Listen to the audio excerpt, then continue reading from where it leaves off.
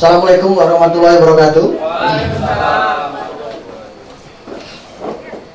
Puji syukur pada Tuhan Yang Maha Kuasa.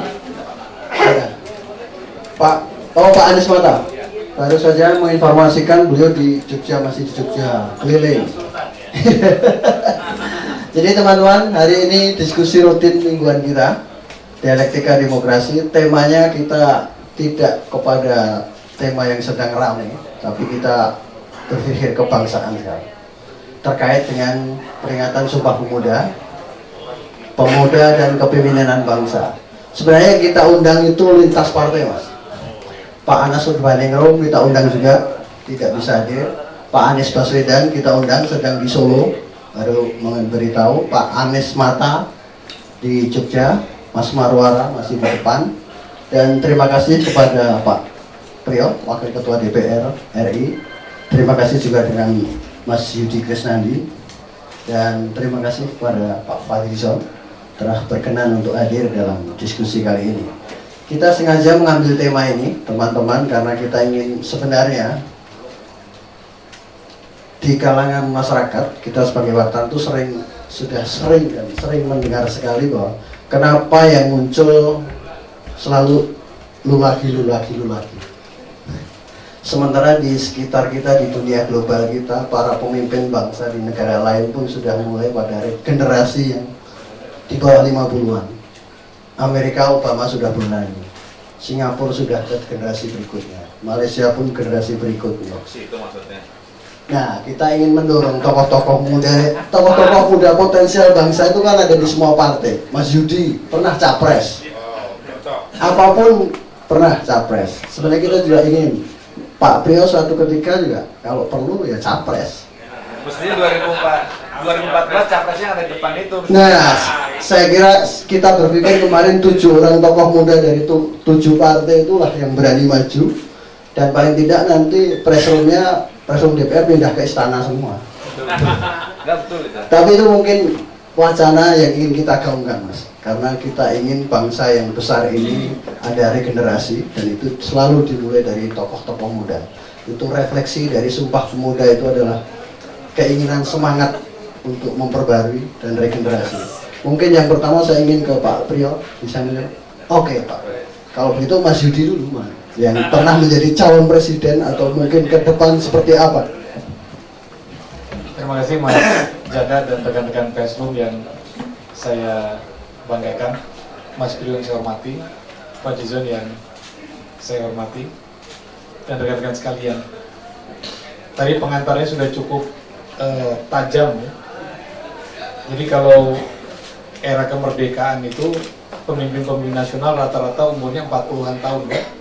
40-an tahun. Tentu disesuaikan dengan kondisi pada saat itu, termasuk naiknya Pak Harto juga.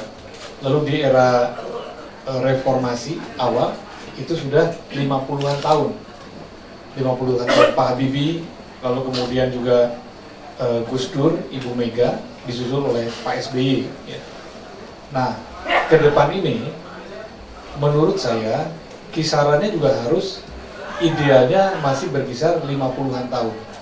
Kenapa demikian? Kalau kita mengacu kepada angka harapan hidup usia masyarakat Indonesia itu berada pada kisaran 63,5 tahun atau 64 tahun angka harapan hidup. Jadi secara statistika kesehatan ya, dan juga lewat perhitungan-perhitungan dari Human Development Index dan lain sebagainya. Selamat datang Mas Aran.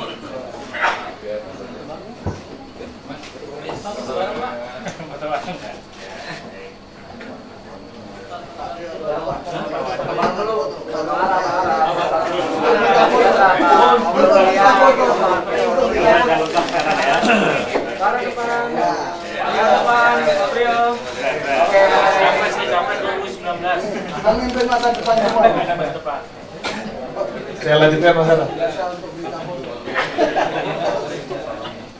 Jadi dengan usia harapan hidup masyarakat Indonesia yang maksimum 63,5 tahun atau 64 tahun, maka idealnya calon presiden dan Wakil Presiden Republik Indonesia pada masa kini itu usianya di bawah 60 tahun. Bicara soal ideal. Kalau soal pragmatis beda lagi. Kita bicara ideal. Bicara soal ideal. Jadi kalau kita berbicara dalam konteks kepemimpinan kaum muda, harusnya kita mencari calon presiden yang di bawah 60 tahun. Kalau Pak Ara sudah tahu arahnya kemana nih.